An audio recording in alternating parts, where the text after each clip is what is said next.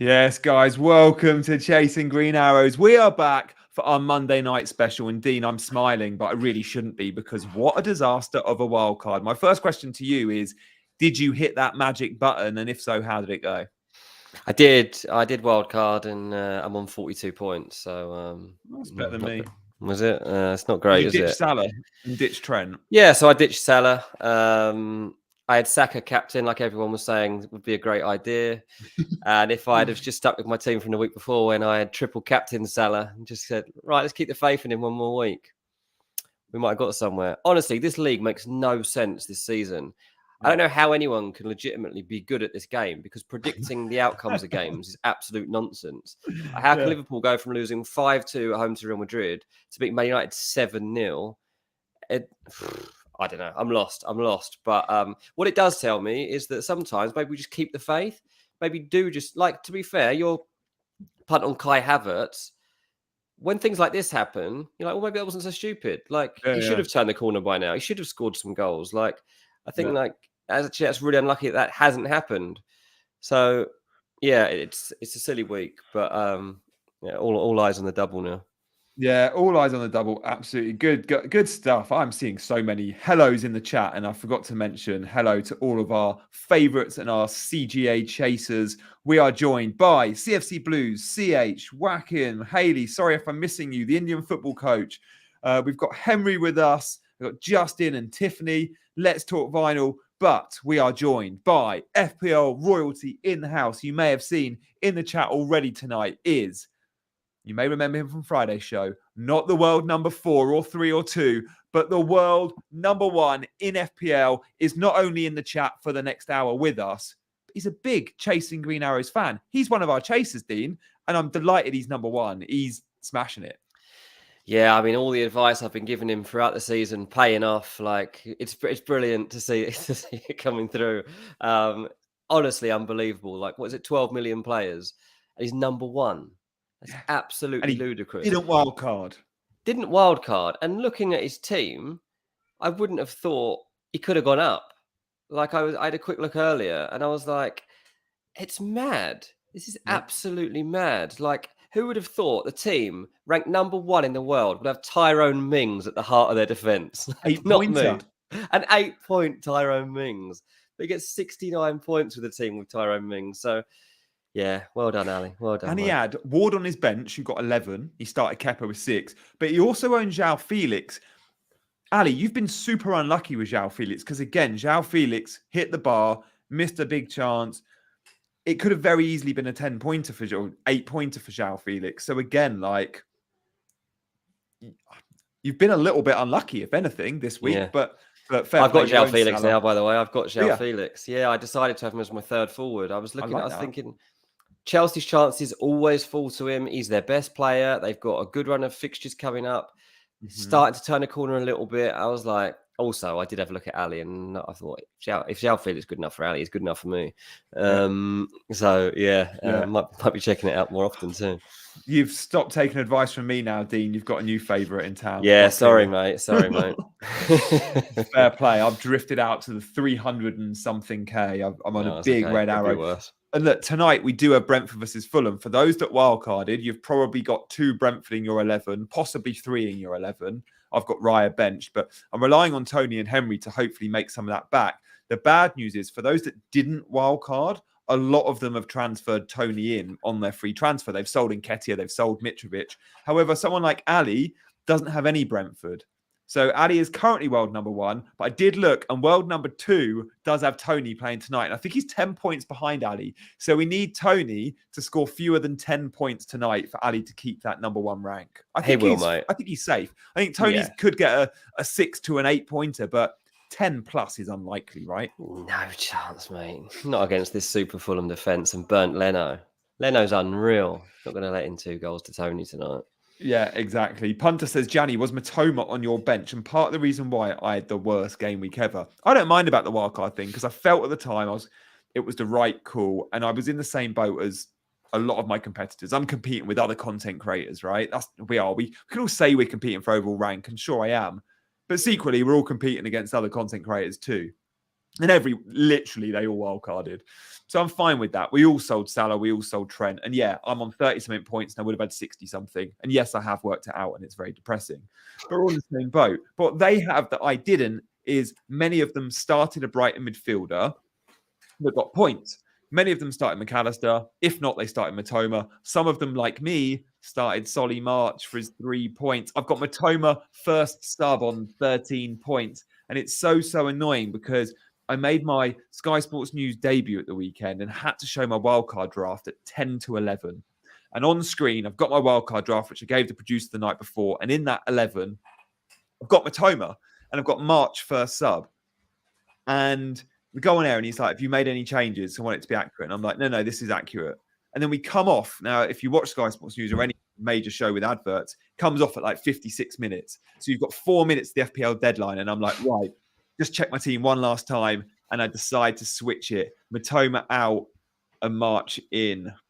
What a dreadful decision that was. Wow. 4 minutes to spare you went there. I know. Wow.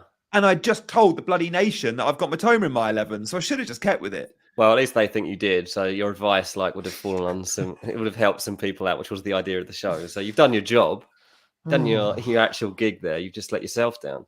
Yeah. I had Matoma luckily, so that was good. Did you? Yeah. What Brighton did you go for in the end in terms of Stupinan, March, and Matoma are the 3 I brought in, and I had March on the bench for that one. So I was looking at my team for the upcoming week. Actually, I've got a bit of a headache. They're a bit of a dilemma there because it looks like at the moment I would have Martinelli and João Felix on the bench, and I'm like, that's weird. I've got Zinchenko, Martinelli on mine. Yeah, and it's just a very uncomfortable place. I mean, Arsenal do play Fulham, so I'm a little bit okay with it. But if anyone's going to score against Fulham, I at least want to have that thing of like, oh well, at least I got 6 points for that. But if Martinelli does, I'm not going to get that. I'm going to be really annoyed. So we'll deal with that when we come to it. Fulham have got a game tonight first, so I'll face that one. And I'm looking forward to the game tonight. Yeah. By the way, in the comments, first of all, we got our producer shouting himself out because he's actually topped our little mini league that we've got. He's overtaken you, G. So he's now gone top of our little league. He's had a big rise recently. But then Punter says the producer is in depression after Nelson goal and 7-0. Yeah. Any Man United fan has not really had a good weekend, have they? Man City win, an Arsenal win, and a 7-0 defeat to Liverpool. Mate, like 7-0. What an unbelievable half of football. Like, what an unbelievable shambles. What Liverpool did, do you ever had that feeling? You would have, like everyone has, when it was half decent at football. You've been involved in a game and you're playing against a team that either just weren't good or have just like self-defeated. Like they just can't get out of their own minds. And you're just like bang up for it. Like when you score a goal, your team's win. You feel like you grow in stature, don't you? So like, especially if you've scored a couple of goals yourself, you feel like you're a little bit invincible. It literally felt like they'd leveled up. You're like in Mario when you just get bigger. It felt like the Liverpool players of every goal were just getting bigger and bigger, and the Man United players were like shrinking. It just felt like they were completely at odds with each other. And Luke Shaw's just like stuck in his own head totally. I mean, it looked like Luke Shaw under Ollie, didn't it? When he went for that really bad phase under Ollie, I think it was under and even I think with Mourinho, and it was like, where this is not the Luke Shaw we've seen in the last 6 months. Who's been amazing. I just really feel that as Liverpool's tactics just paid off. I felt like the amount of the ball that Trent and Robertson were able to get, really caused problems, and especially for United's fullbacks, who a lot of the time were left exposed by either like Bruno just having a really weird day at the office, or Anthony not really helping out. And then these gaps kept opening up, especially as Hakpo would keep coming deep, looking for the ball, and like the centre backs would have all this space in front of them.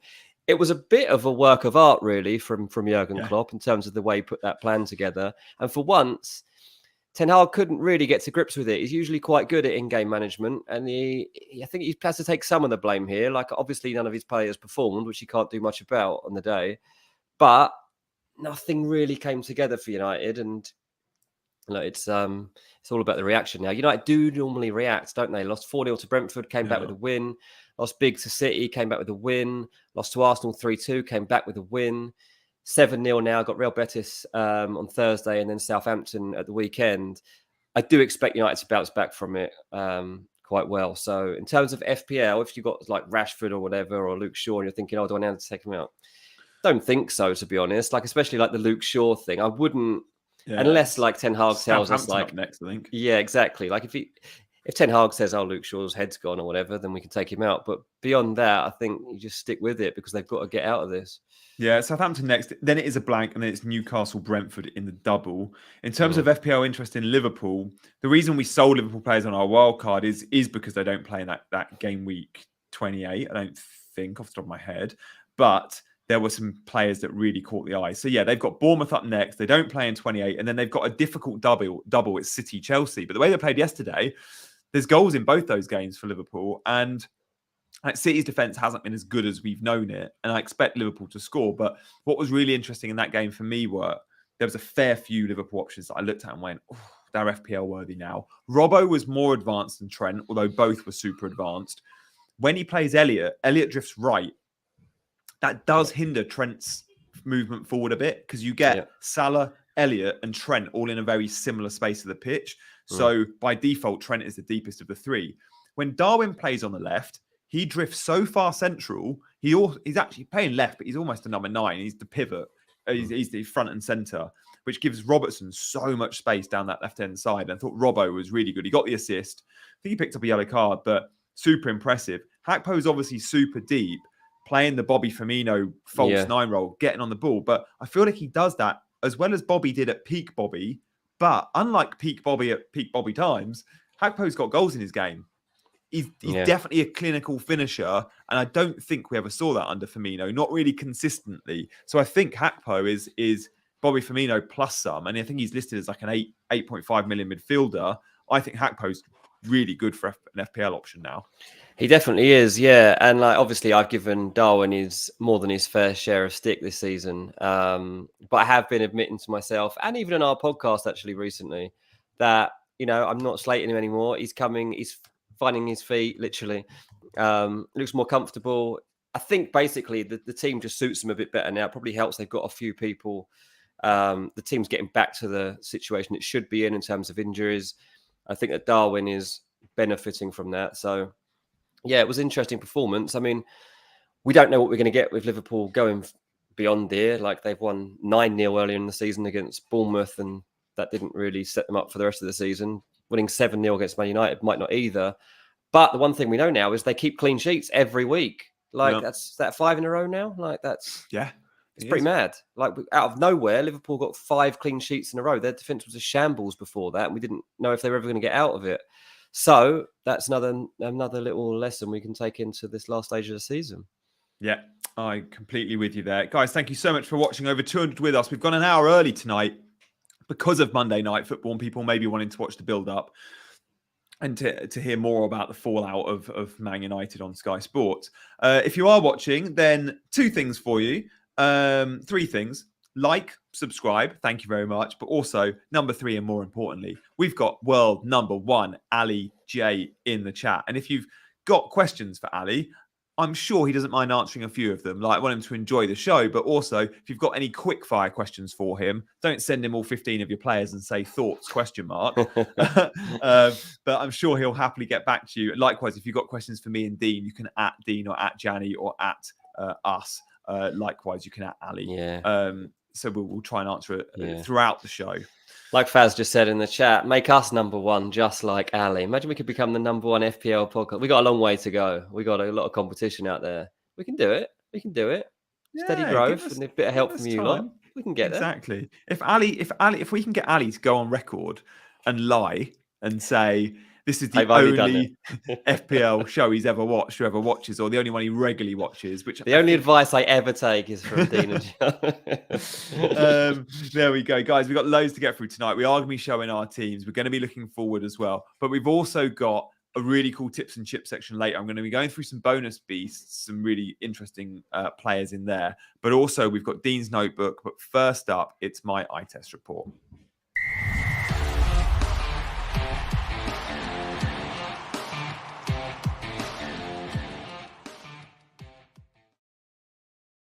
3 players we haven't spoken about yet. All of these, as always, are with an FPL angle. First up, players that caught my eye this weekend. At number 1, we have James Maddison. Now, we were all tempted on Maddison. And it was, do we go Maddison or do we go 2 Brighton mids, or do we go Maddison or do we go 2 Arsenal mids? Now, I went 2 Brighton and 2 Arsenal with a view to buying Maddison, not next week where he has Chelsea, but for game week 28. Where he has a good fixture, and then, of course, he plays in the double, and it's a very good double for 29.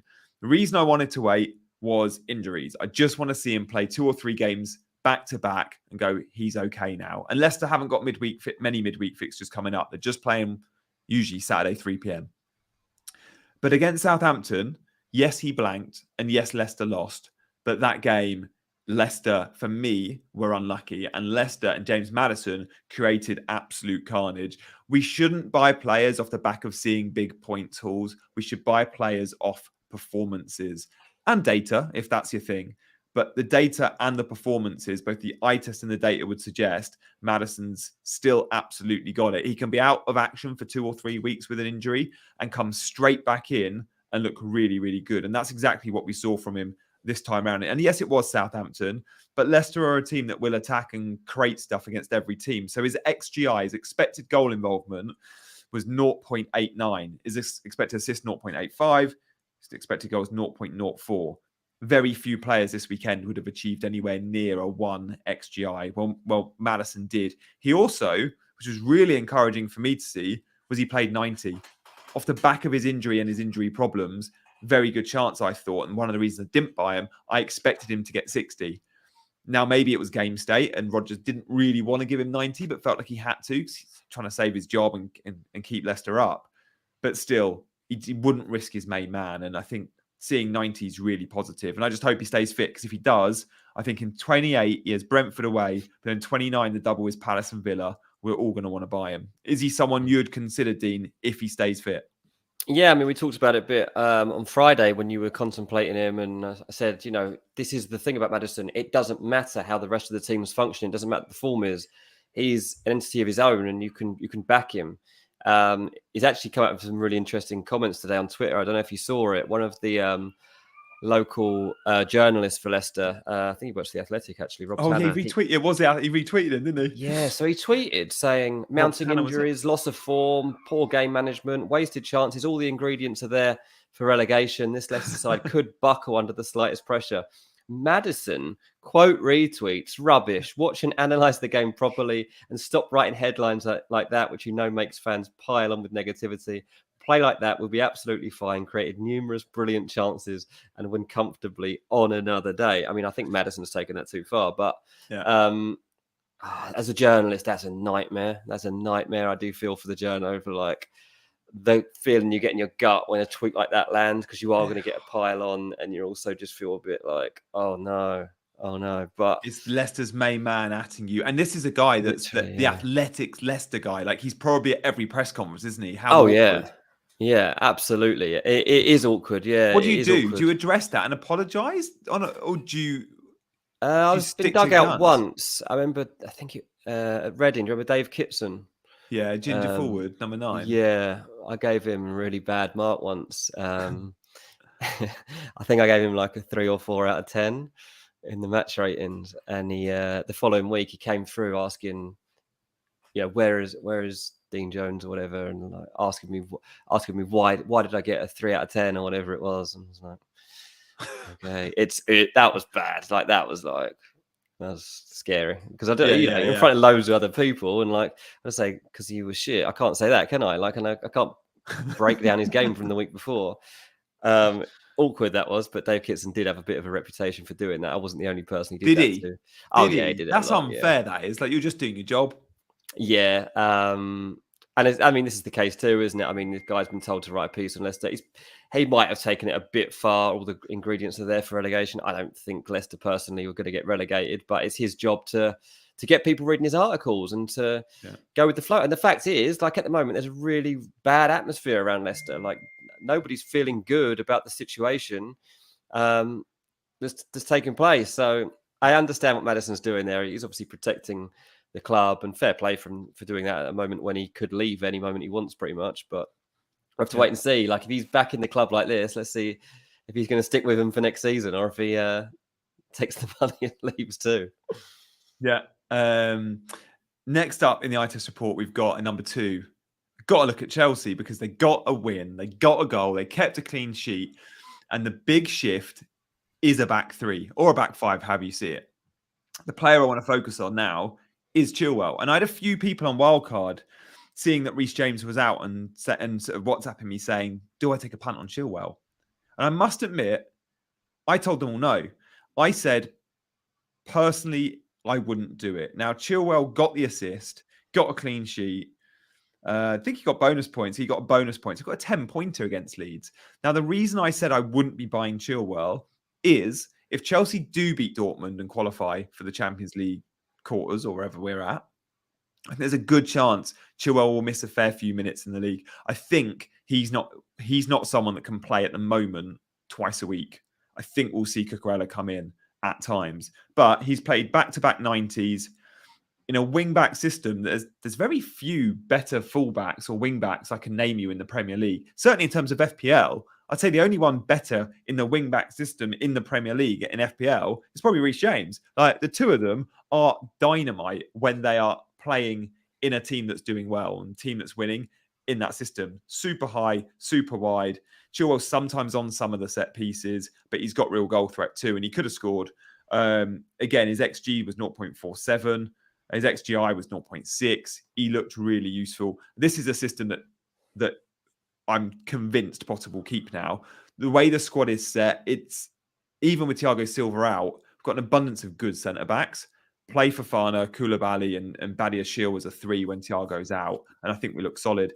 And Chilwell will get points, as will Reece James. 2 really good buys there. Yeah. I mean, the depth. I mean, Chelsea do seem to be better with that 3. They played it for so long. Yeah. They played it for so long. Yeah, I guess so. The problem with Chelsea, they change the 11 so much, so often. They've used so many different variations. They've got to stop doing that, so that you start having some consistency in the personnel, in the style, so that you can start to actually progress and see where you want to get to. And that's where Potter's at right now. He's got the opportunity to do that. In the Champions League, obviously, it's a tough ask against Dortmund. But the 3 games after that are really nice fixtures for Chelsea that are all on paper winnable. And if Potter could turn his, Chelsea career around a little bit during that period, he can come out the other side. There's difficult fixtures. I think got Liverpool and Man United and somebody else in quite quick succession, all tough games. But if they have a bit of belief and a bit of a system, they might actually be able to start getting somewhere. So let's wait and see whether this is actually a moment or not. Yeah. Finally, and I've just realised we're almost halfway through our show and we have got so much to get through. We're going to do Notebook next. We're going to show our teams, and we've got our bonus beast section in our tips and chips. So just going to touch on, and look, the title of the show is about the Egyptian king, and Salah's in the thumbnail. I've got to mention Salah. I spoke about Robertson and Hakpo, and I purposely left out how good Salah was. There's a reason he's been the best FPL asset in the game for 4 or 5 years. And I think we've seen glimpses all season, and we've all been saying he's not having the best year. But what we saw on Sunday was peak Salah. That's what he does. When a team is down and out, he takes advantage of them. He takes advantage of them more than any other player in the game. So he's known for scoring late in games when the match is already won and just clocking up those points. And that's exactly what we saw. The match was over and we saw goal, we saw assists, we saw another goal. 21-pointer, I think it was in the end for Salah. And that's just what he does. And when you look this season, top scoring midfielder in the game, for someone that's not been at it, Salah. Salah is the best performing midfielder in the game this season. We've all been raving about Rashford and raving about Saka, Martinelli and De Bruyne at times, Bruno at times. Salah's smashing it. And fair play to those that kept him and didn't wildcard, or those that wildcarded and still kept him. He's got Bournemouth up next. He's a genuine captain option for those that own him. I still personally wouldn't be captaining him this game week. I'd be looking at my Brighton and Brentford players because of the 2 bites of the cherry, the 180 minutes. But fair play to those that kept him. And when you look at those touch and heat maps, as I mentioned, Salah's still as advanced as Darwin and wide right, but drift central. And those two are combining really well with Hakpo. It's a great front 3. And with Jota still to come in and maybe affect that, but to give an alternative option off the bench, the firepower at Liverpool is amazing, but Salah's still the main man. Have you ever been through a season and had a player that you've just stuck with like that, though? Like, if you'd have stuck through with Salah for the whole season now, yeah, you'd be in a decent place now. Yeah. But have you ever managed to do that, or have you always switched off?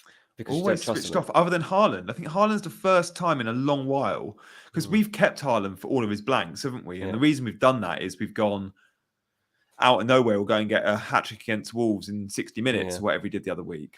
Yeah. So Haaland's changed it. But I think with Salah, I've always probably jumped on and off because there's always been good other midfield options. But with Haaland, there's no other premium forwards you'd easily swap him for. Like, Kane's not been explosive enough this season to tempt you off him. Yeah, that's a good point. Yeah. I just wonder, like, how many people would have been brave enough. I got anyone who's kept Salah through their whole season, I'm guessing, are people that don't take the game that seriously and have just had old teams that just sit there and they occasionally go back and look at, if at all. Yeah, my wife's got Salah perma-captain, for example. She's not done her team in months, but she was like, "Oh, Salah, go check my team." And she's got 42 points. Above me. Yeah, it's probably above me. And that's the thing. I do sometimes wonder, like, I always mean to do it at the start of a season. I've never actually done it, whereas you use your team that you're taking seriously and just have a set and forget that you do genuinely just leave and to see how it compares. It would be quite depressing in case they beat you, in case that team beat me. That's why I've never actually done it. Well, next season, Dean, I think we have to have a CGA Chasers team, which we just do the most template team there is. We pick the 15 template players, and then each week we make our one transfer only. We don't do 4-point hits and stuff. Okay. And we ask the viewers to vote on who that transfer is. Oh, I like that. Yeah, I like that. Yeah, let's do that. And I bet it does better than both of us. It probably will, because of the overthinking that goes into it and everything else. Whereas, if you stick with the player long enough, they'll come out the other side and they will start to get points again. Like Trent, for example, you lose him.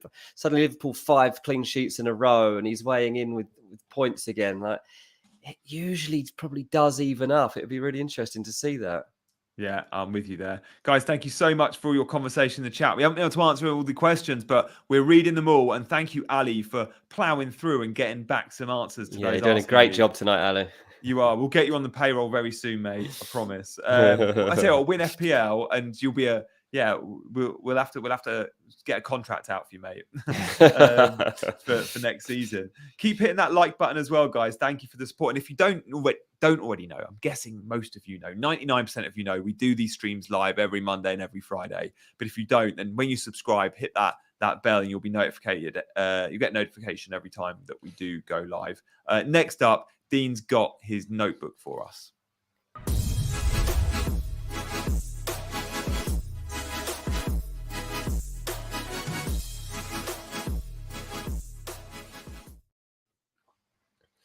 Yeah, so first of all, just to address a couple of managerial issues we should look out for. First of all, over at West Ham, they were battered 4-0 by Brighton. David Moyes is safe for now. I honestly thought that the stance might have changed after this. As the 4th goal went in, I did start texting a couple of people who know about what goes on at West Ham and just like, can you keep me in the loop? Anything you hear? This doesn't make good reading on the ticker right now. The answer comes back basically the next day. It's the same old story. There's no change. He's not going. There are no replacements out there basically that are a guarantee for improvement. So is there anyone that you can be sure are going to be better than David Moyes? And they don't believe at this moment in time that there is. Now, look, this week, West Ham have got European game in Cyprus against Larnaca. If they don't win that, I mean, that's poor, but I think they will win that. And then they've got Aston Villa on Sunday. There's got to be signs of improvement here. I mean, if you lost both of those games, then I think it's untenable. But yeah, at the moment, West Ham going to stick with David Moyes. So make of that what you will. And the other teams... They'll have tired legs, Dean. Cyprus, Thursday night. That's going to be a rank journey. It's not great, is it? 4 or 5 hours. It's not great. So I think they'll win that one, but it's that Villa one to keep an eye on. And then Crystal Palace.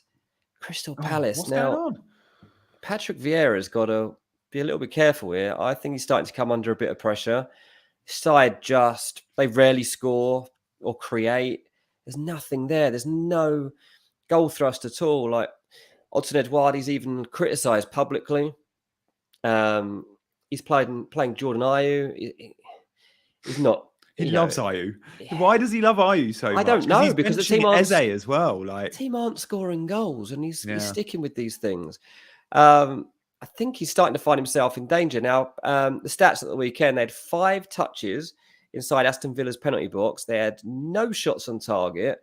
This basically is the way that the last 10 weeks have played out. I mean, they haven't won a game yet in 2023. It's really bad over at Crystal Palace at the moment. And I think they're 12th or something like that. But they're starting to look down, and they're only 5-6 points off of being in that drop zone. So, yeah, it's not great. It's not great for Crystal Palace. So, yeah, those 2 managerial things to keep an eye on. Just wanted to touch on Everton, because I slated them last week and was like, we can't touch this team. They've just been battered at Arsenal. They're hopeless in defence. They've got nothing to offer up front. Let's leave Everton alone. And then Everton go and, they scored 2 goals, which I wasn't expecting, to be fair. Yeah. Is that the first time they've scored 2 under Dyche? It might be, Yeah, I think so. Yeah, I think it was. I think it's the first time they've scored 2 goals in a half all season. It was something like that. But they played with 6 midfielders. There was no recognised forward on the pitch. Dominic Calvert-Lewin, nowhere to be seen still. Morpay, just not good enough. So basically, Damari Gray ends up playing as the furthest forward midfielder, and then has Decore or Onana backing him up. Anyway, look, it kind of worked. Everton, it's a difficult place to go, that, isn't it? Forest's home record is awesome. Their away record's the worst in the league, but going to Forest and getting a point, I think, is a good result there. It's not a bad result at all. So there's still a long way to go for this Everton team to go. But yeah, I've got to be fair to them, because I betted them last week. This was improved, and maybe we should give them the benefit of the doubt that things might be okay on the end under Dyche. The last one I just want to touch on, again, another guy who's been battered a little bit so far in his time in England, is Pedro Porro. Tottenham lost to Wolves 1-0. Actually, this guy's shown some signs of life. Cost a lot of money. Terrible debut. It's going to cost a lot of money. They haven't paid it yet, but they've got to. So there's no way out of it. Look, he got forward well, and he defended pretty well too. I mean, it's not a game many Tottenham fans are going to remember admirably, but he hit the bar, I think, with the free kick. The fact he was on the direct free kick, I think, shows what Spurs think of him, because Kane was standing over that. I think Son was still on the pitch. Kulu doesn't really take him, but has got a good shot from 20 yards. And exactly. Got it. Got given it. So I was thinking, I was like, look, this guy is going to be getting games. He's going to be given time to adapt. And eventually, I think he's probably going to end up with someone that we all want to have in our team. I think he's going to really grow into the league. I think he's going to be a good player. They went through a lot of work to sign him. And let's watching that one. I only watched the extended highlights, but still, I was like, there's actually some signs of life here. I quite like it. So, yeah, Pedro Porro, just look out for him in this last section of the season. Yeah, I'm with you there. When he first joined, I remember I was proper excited in January. I was like, he's going to be in my team by Feb. And he's not been, but he's not necessarily been in the Spurs team every week either. But I was disappointed with Spurs, because a lot of us that have wildcarded, and you look at his ownership, it must be 40% plus. Harry Kane, I'm like, why am I spending 11 plus million on a guy in a team? Lamina had the game. Lamina had a belter. Lamina locked him up. He couldn't get to him. Yeah. I think Wolves just done a really good job on Harry Kane at the weekend. And so I wouldn't really judge it. And again, this is kind of like where I was with Salah last week. Couldn't see any future in having him. Whereas Kane, I'm like, honestly, I'm not taking out my team for the rest of the season, because there's no way Harry Kane is not going to go on a glut of goals before the end of the season. He's got Forest at home in 27. Now, Forest got the worst away form in the league. So be my captain. You've got to keep him.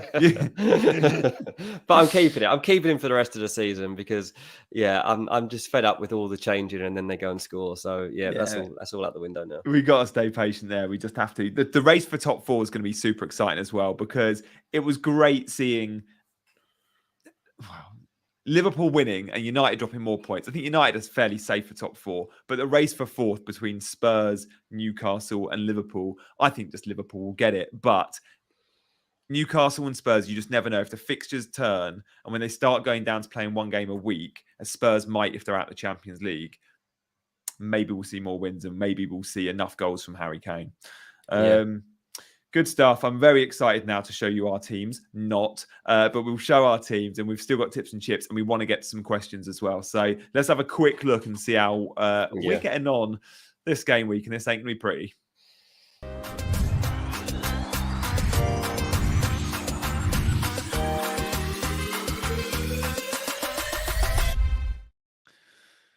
I'm up first, 30 points. We'll keep this quick. We'll keep this very quick. I don't know. This comes down to, forget the Salah stuff.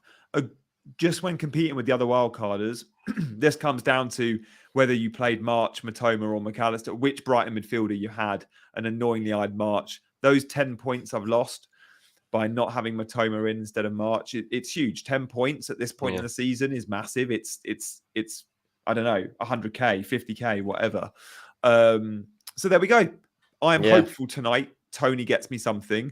But I'm also very conscious the world and their dog in terms of active managers have Tony, other than world number one, Ali. So look, he's probably going to blank because everything Ali touches turns to gold.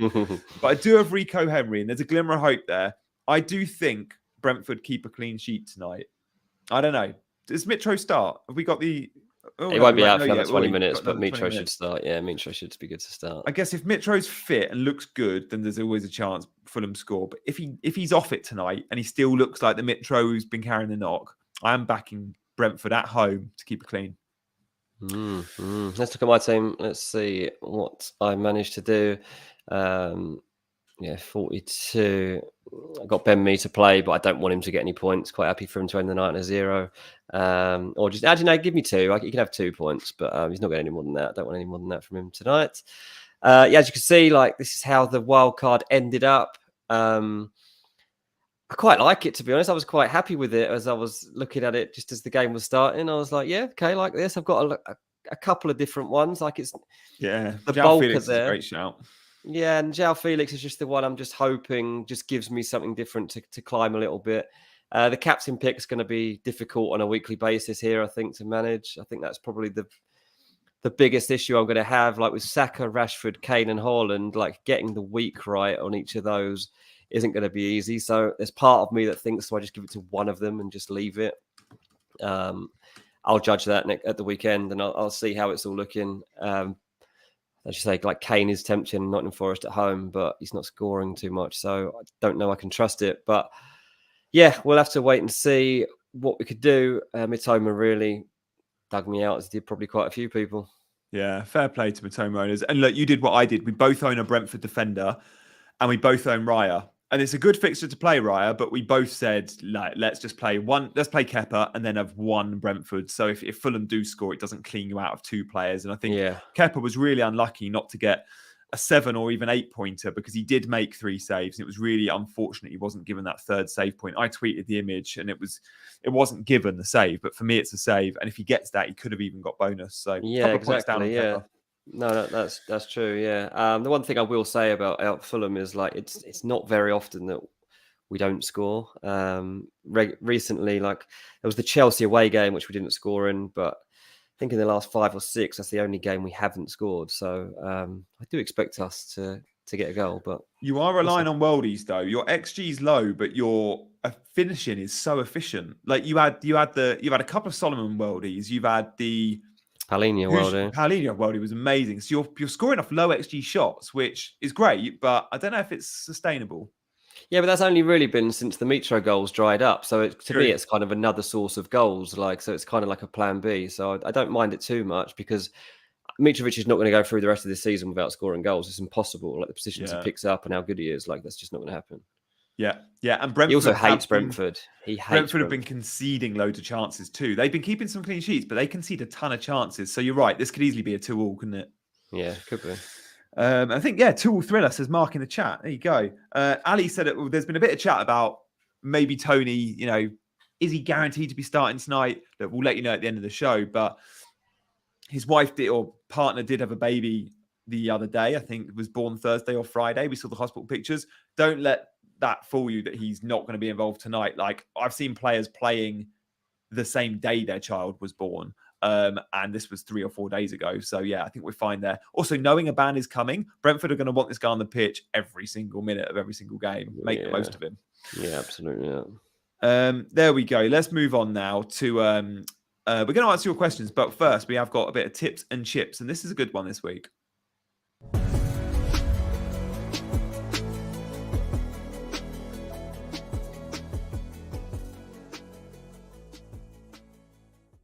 Oh, the chat are harsh. Matthew says he'll have loads of time off soon to see his child. Mark says, did Tony win money on backing the date of his kid's birth? He's going to put up with this for many, many years, unfortunately. Oh, poor bloke.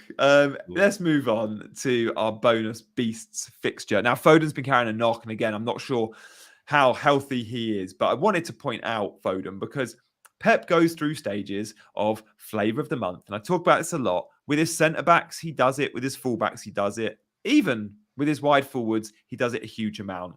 And I feel like Mahrez has had his moment in the sun.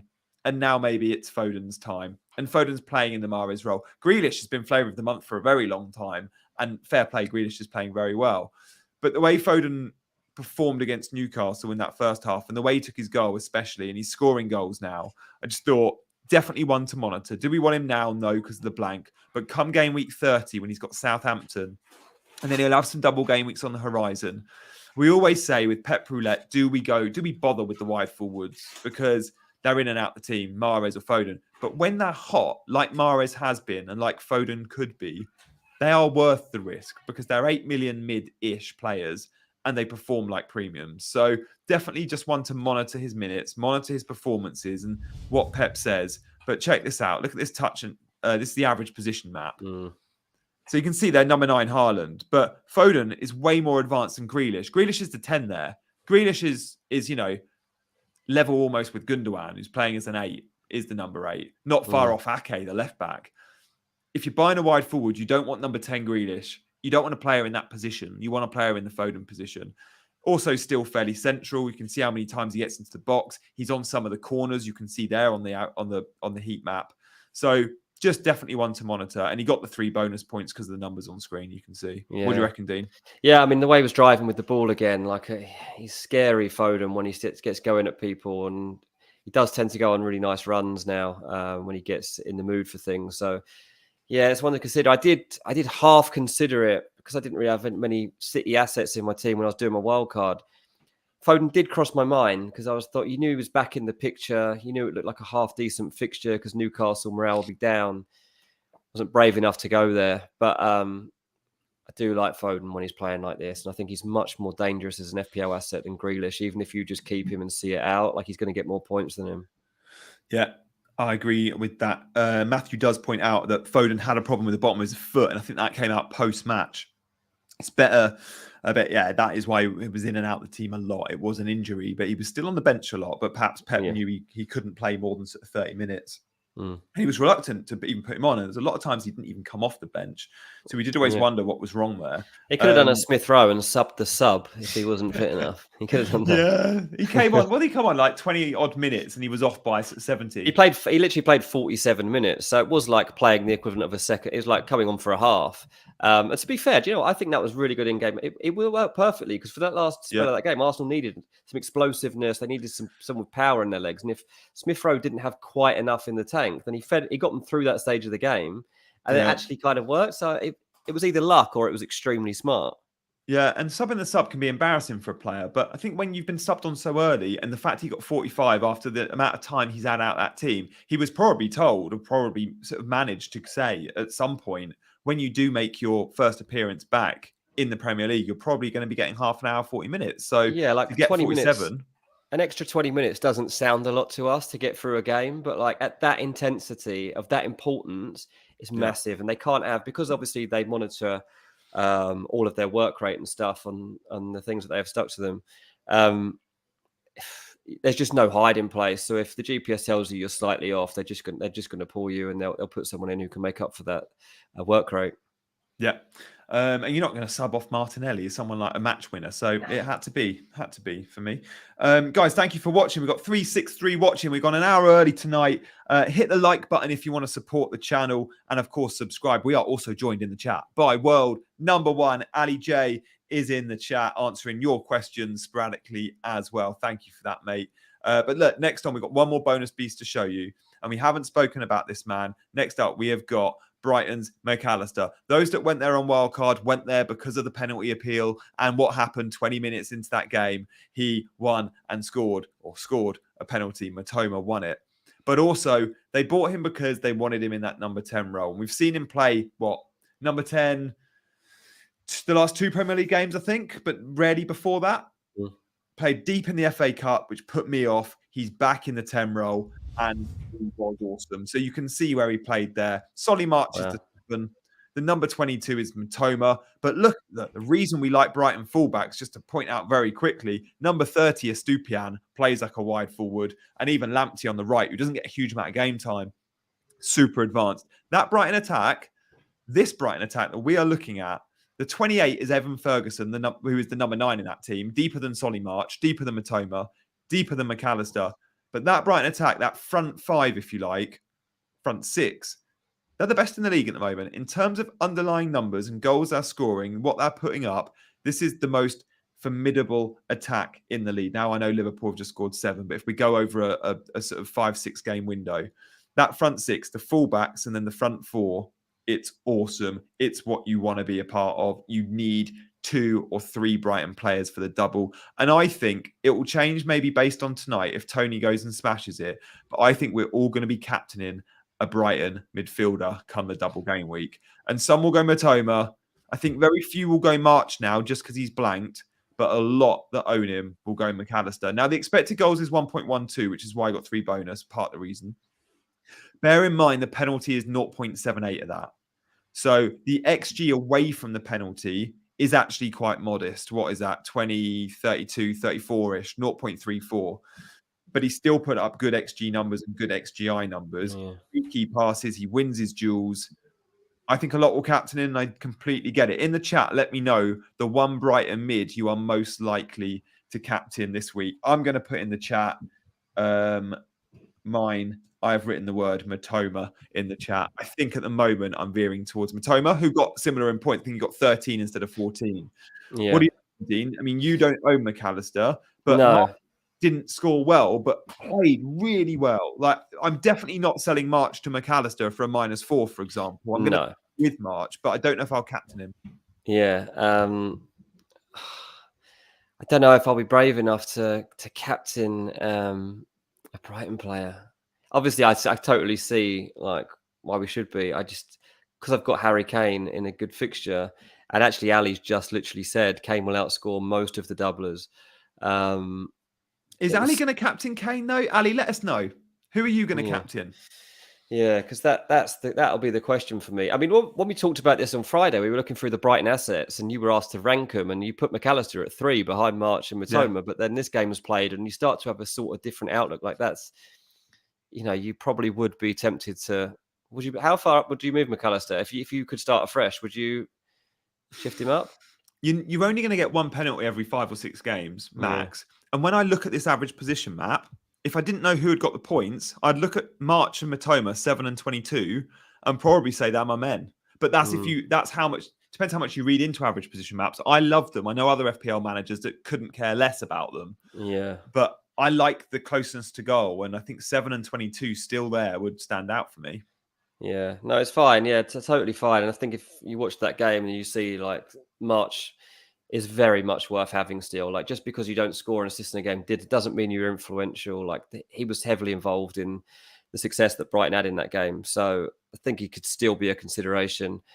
But yeah, I'll have to make that decision on Friday of Matoma or Kane, basically. Like that's the conundrum I'll probably be faced with. Yeah. So there we go. Bonus Beasts, we do it every Monday. So stay tuned for your Monday shows. It's time now. You've seen in the chat, we've put, get your rapid fire questions in because we're going to answer 15, 20 in the next 8 minutes. So get them in. We're giving 30-second or 20-second answers. We'll rotate between us. So Dean, I don't know if you want to go first. I guess this is more of a captaincy question, Salah or Tony? Oh, I think of Salah now. I think I'd ride the wave. Got the goals record, getting a bit about him again. I think I go Salah. Thank you, Danny B. Next up, we've got Daniel Sanchez, a risk now at Brighton. Of course, we've not spoken about this. Yeah. We saw Steele come in. And the way, I think if you read De Zerbi's comments, it alludes to the fact that they are very much competing for a spot here. This isn't an injury. He was on the bench. I'd say he's more than a risk, Daniel. I'd say he's very likely to miss the next game off the back of a good Jason Steele performance. So for me, if you own Sanchez, you're looking to sell him. Yeah, absolutely that. Rapid question: are you going to try and get Salah for 29? I'm not. I mean, no, I'm just not going to go there at this moment. But nah. Nor me. I'm just double checking what else is out there. He's got a blank. He's got Bournemouth in a blank. Don't do it. Yeah, no. Nonto, keep or sell. Or Ali, I love Nonto, and I was disappointed to see him benched. I'm going to say he's a sell, despite the fact he's got fixtures, because I know he plays in the blank and I know he's got the double. But we thought he was one of the first names on the team sheet. Yeah, that surprised me. I actually thought of Ali when I saw the Leeds team sheet come out. I was like, I remember Ali had Nonto. I wonder if he's kept faith in him. I presumed he would, because there was no reason to think he wouldn't play. But I mean, look, Rutter, however you want to pronounce his name, he hasn't had the greatest of starts. I think it's harsh to judge him at this early stage. They missed Bamford, but Bamford's unreliable now. I think he's missed in the last 18 months, he's missed something like 250 days of game. He's missed so many matches now, Bamford. It's ridiculous. Leeds really need a striker and they haven't got one. So Nonto does look like their best goal threat. Weird. Yeah. Guys, before we answer the next question, do you like the 6 p.m. time slot on a Monday? Because it's pretty busy out there tonight. And I wonder if 6 p.m. is a better time for us than 7. Let us know in the chat. Are you a 6 p.m. fan or a 7 p.m. fan? Yeah, that's a good question. Yeah. Could be a week for 2 up front. Yeah, maybe. Chat Sport. I need to see your team to see that. But I definitely think the value's in the midfield. Yeah, I'm 2 up front. Yeah, I'm definitely 2 up front. Just a case of which midfielders to play. Derek, would you hold White? He was benched when he came on, but scored. Yeah, honestly, I think he's one of the most reliable players in the Arsenal team. I think he's almost become as important as any of their front players. Like the consistency of his performances, I don't really have much doubts about this guy. I mean, we're not really going to get many more goals out of him. I mean, this one only just about went over the line. But I think I would. Yeah, I think we'll be seeing a fair bit of him. I would hold him. Yeah, I think I'd hold him. I think he might play. I don't know. I think he'll start 90% of Premier League games still, which he has been. Tomiyasu comes in every now and then. Iheanacho or Ings? I'd have to check how many minutes did Iheanacho get, because Rodgers hates him. Even when he starts, he never gets 90. And I'm going to look now. I bet he got 70 minutes. Oh my God, he actually got 90. Oh, I don't think he played very well. He got 90. I don't think he played very well. He missed a big chance, didn't he? Yeah, I've only seen vague highlights of this game, so I can't give an in-depth analysis of it. But yeah, from what I saw and reading a couple of match reports, it didn't sound like it was Iheanacho's day. And Ings does tend to come forward with 1-2 big goals. So if you were adamant you wanted one of those 2 players, go for Danny Ings. Yeah. Estupiñán all day long. I know he's got a long journey on the international break. Yeah, I've got Estupiñán. I've got Estupiñán. I think you have too. So that seems pretty much a no-brainer. What do you guys think of Tete? I like him, unless they want to keep him. Is he only on loan? Is he Brazilian? He's the first. It's not one of the. It's not a loan. I think it's one of those. I'm pretty sure. Anyway, it's one of those deals like how Fulham have got Manor Solomon because of where he's come from, and there was the conflict. They're just signed for the rest of the season, and they got basically freedom to go and play elsewhere. So I'm pretty sure there's a decision to be made. But anyway, yeah, I do like him a lot. I think he's really good. Just probably going to be a bit of a victim of the state of the team at the moment. Yeah, he had a great debut as well. Best Sanchez replacement other than Kepa and Raya. Look, Ward is still a good option. I know he didn't keep a clean sheet, but Leicester have got some good fixtures and he will go for Leicester have got a terrible defence. But as we saw earlier in the season, everyone sold Ward 6-7 game weeks in. He didn't keep a clean sheet. And then he went and got like 4 out of 5 cleans. And I think we will see that when the fixtures are right, especially at home for Leicester, because they're a team that play good football and keep a lot of the ball. I think we'll still get some clean sheets. So I don't hate Ward as an option. He's so cheap, 4 million still, I think. Yeah, that's true. I'm just going to check whether the Fulham teams have come out while we're talking about this. Let me just good one. Paul says about Emerson Royale. I'll answer that when Dean's checking. Look, we saw Porro have a very good game. Emerson Royale, I think, was player of the month, though. So I like him. I do like. He's getting in some really advanced positions, but I just don't like Spurs at the moment. And I think it's Kane or no one at Spurs at the moment. Would you sell Haaland for Tony if it's your only way to him? Yeah, Benji, I'm going to be selling Haaland in game week 28. I can almost guarantee that. But I'll be selling Haaland for 2 weeks. And in those 2 weeks, I will miss the Liverpool game. And I'll bring someone in like João Felix who will have 3 fixtures to Haaland's 1. So he's a fine sell. Would I sell him this week? No, he's got a good fixture this week, hasn't he, Haaland? I'm sure like City got Palace. Yeah, you keep Haaland this week. Yeah, no team news yet on this one, I'm afraid. I can't. Probably 1 minute away from that, but thought they might. We'll get it on the hour, won't we? Yeah. Omar, sell a good single game player Odegaard for an average doubler in March. Hey, there's nothing average about my boy Solly. I think that's a definite. I think I'd definitely go from Odegaard to March. Me too. Yeah, certainly. Me too. Also, March has a double in 29 and Odegaard doesn't. So absolutely. Reece James injury, he has trained in full today. I'm confident Reece James will be in the squad and probably starting against Dortmund. I think that's on Tuesday. But yeah, trained today, Reece James. Yeah, interesting. We'll have to stay for the Tony team news, Dean. We'll have to stay on for the hour, won't we? Just in case. They're obviously yeah, I'll double check it. Yeah, they're obviously worried about Reece James though, and they're clearly monitoring him very closely. So even when he's back, he's not going to be getting 90 minutes. He's not going to be getting 90 minutes for a while, I don't think, even in that Dortmund game. I can't see him getting through the 90, but it's a massive game. Still no team news here from what I can see. I know everyone's... Go on, mate. Sorry. No one can wait for this moment, can they? The Brentford v Fulham teams. All you want to know is Tony playing, is Mitro playing? Oh, Mitro starts. There you go. It's the Fulham team you'd expect. Lukic comes into the middle as we thought he would. Solomon gets his first start. There you go. But what about Brentford? I've got nothing on them yet. They've not tweeted, have they? They haven't tweeted, no. A bit slow. It's a good Fulham team, though. I like that. That's exactly the team I wanted us to play. Brentford have just dropped it, and Ivan Toney does start. So yes, Boo. Henry plays for you. Ben Mee plays for me. Ivan Toney plays for everyone. So there you go. Got what you wanted. Raya plays too. He's in goal. Oh, there we go. That's yeah. He's starting. Hickey starts. He doesn't get many games. No, and he does it like a back 4 because he does sometimes play a 5, but it's a back 4. We're gonna win this, you know. We're gonna win this. He's gone with Visser and Bomo and Tony and Damsgaard. It's an attacking lineup from Brentford. That mate, we could get at this. Interesting to Fulham. I presume we had Lukic play. I didn't look at it close enough, but I presume Lukic is playing tonight. Yeah, he is. So this is his first Premier League start too, I think. And he's only just been signed, not like Solomon, who's been around for a while, understands it all. Lukic came in for the last game in the Cup, I think it must have been. No, maybe the league game against Wolves.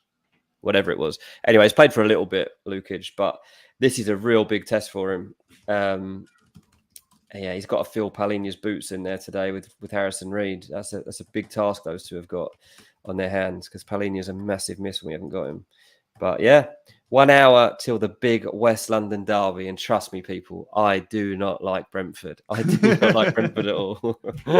Gutted I'm not at this game in the away end. Couldn't get a ticket. Oh, I was actually offered one at the weekend, and I was like, yesterday, and I was like, it's a bit late now. I've got the show. Didn't want to let us down, did you? Nah, I didn't want to let you down. So yeah, I'll watch it on TV with a beer instead. Good man. Guys, enjoy Monday Night Football. That's probably all we've got time for today, I think. But we'll be back. We will be back on Friday. I'm just looking, Dean. Is Friday a deadline day? Is there a game on Friday? I don't think so. No. Okay, good.